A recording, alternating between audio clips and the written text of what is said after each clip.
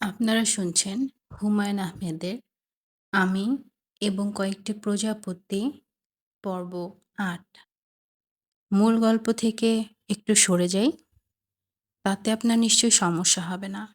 একটা ভ্যারিয়েশনও হবে। প্রকৃতি ভ্যারিয়েশন পছন্দ করে। দেখছেন না, সে কত বিচিত্র ধরনের গাছপালা, জীবজন্তু তৈরি করেছে। সে যেমন পিঁপড়ার মতো ক্ষুদ্র প্রাণী তৈরি করেছে, আবার ১০টা হাতির সমান নীল তিমিও তৈরি করেছে। মূল গল্পের বাইরের গল্পটা ইফতেখার মামাকে নিয়ে। মনে হয় তার মধ্যে কিছু একটা হচ্ছে, মানসিক চেইন রিঅ্যাকশন। চেহারা হাবাগোবা টাইপ হয়ে গেছে, মাথা ঝুলে গেছে, থুতনি চলে এসেছে বুকের কাছাকাছি। সাথীর মৃত্যুর ধকল সামলাবার পর তার সঙ্গে এটা আমার দ্বিতীয় দেখা। আমি বললাম, মামা কেমন আছেন? তিনি জড়ানো গলায় বললেন, ভালো না। আমি বললাম, ভালো না কেন? কি হয়েছে? তিনি জবাব দিলেন না। তার মাথা আরো ঝুঁকে গেল। থুতনি সত্যি সত্যি বুকের সঙ্গে লেগে গেল। আমি বললাম, হাত অবশ হয়ে গেছে?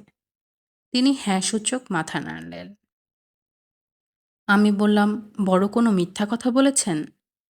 তিনি বিড়বিড় করে বললেন, কোনো মিথ্যা কথাই বলি নাই। আমি বললাম, এক কাজ করুন, হজ করে আসুন, হাত ঠিক হয়ে যাবে। টাকা কোনো সমস্যা না, টাকা দিচ্ছি, আজই দেব, চেক লিখে দেব। মামা এবার মাথা তুললেন, স্পষ্ট গলায় বললেন, তোমার টাকায় হজ করব না। আমি বললাম, কেন করবেন না? আমি খারাপ লোক? আমি খুনি? এই জন্য? তিনি স্থির হয়ে রইলেন, হ্যাঁ না কিছুই বললেন না। আমি উৎসাহের সঙ্গে বললাম, মামা শুনুন, আমি খারাপ লোক না, আমি পাগল।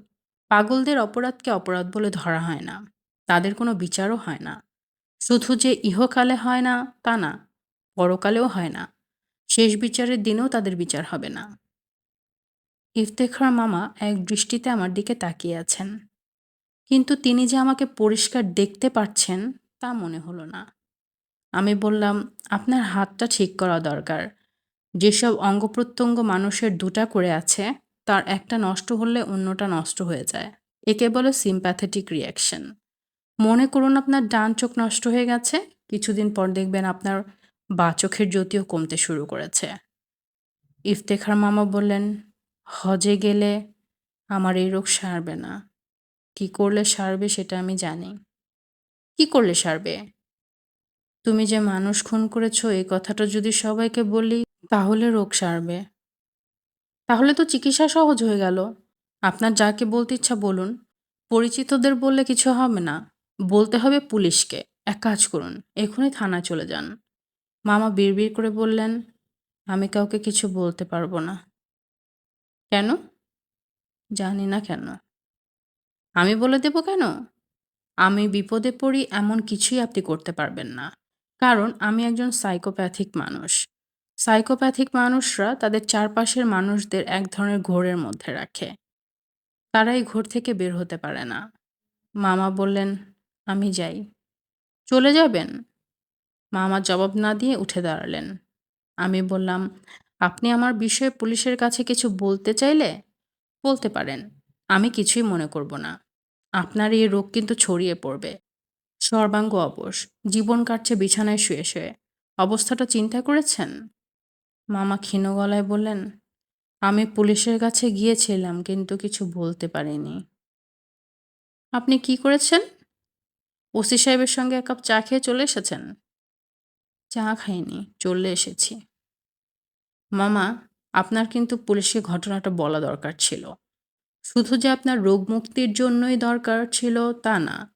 আমি যাতে এই ধরনের অপরাধ আর করতে না পারি তার জন্যও দরকার ছিল। আমি তো এই ধরনের অপরাধ আরেকটা করতে পারি। আরেকটা করবে? করাটাই তো স্বাভাবিক। করাটা স্বাভাবিক? আপনার জন্য স্বাভাবিক না, কিন্তু আমার জন্য অবশ্যই স্বাভাবিক। একজন সুস্থ মানুষের জগৎ এবং একজন অসুস্থ মানুষের জগৎ একরকম না। আপনার রিয়েলিটির সঙ্গে আমার রিয়েলিটির কোনো মিল নেই। মামা, আপনি পুলিশের কাছে যান। এখনই চলে যান। ড্রাইভারকে বলুন আপনাকে থানায় নামিয়ে দেবে। আমাদের এলাকাটা কোন থানার আন্ডারে? রমনা থানা? মামা জড়ভরতের মতো এগুচ্ছেন। তার হাঁটা দেখেই বোঝা যাচ্ছে তিনি কাউকে কিছু বলতে পারবেন না। ব্যথা তাকে ক্রমে ক্রমে গ্রাস করবে। আহা বেচারা। এই পর্বটি এখানেই সমাপ্ত। যদি ভালো লেগে থাকে তবে একটি লাইক দিবেন, কমেন্ট করবেন এবং আমার চ্যানেলটি সাবস্ক্রাইব করবেন। আর যারা গল্প শুনতে ভালোবাসে তাদের সাথে শেয়ার করবেন। ধন্যবাদ।